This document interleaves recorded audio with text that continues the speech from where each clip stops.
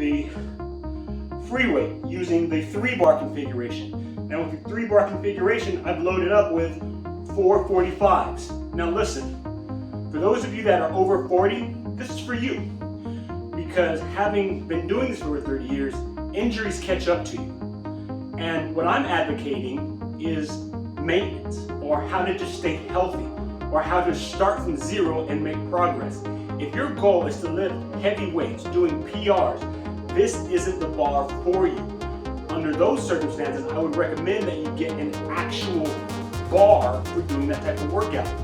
On the same line, you don't need, or you don't have to go and say, oh, you can lift 600 pounds with this band. Most people aren't lifting 600 pounds. So keep that in mind.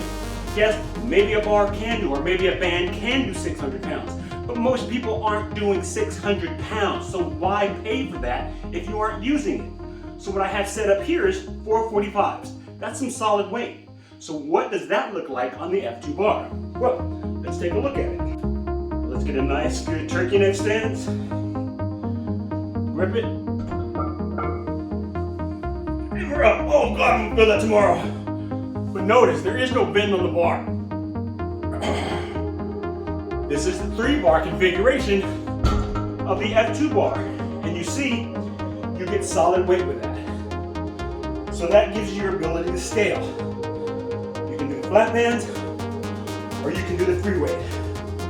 Now we're gonna take it to one level below.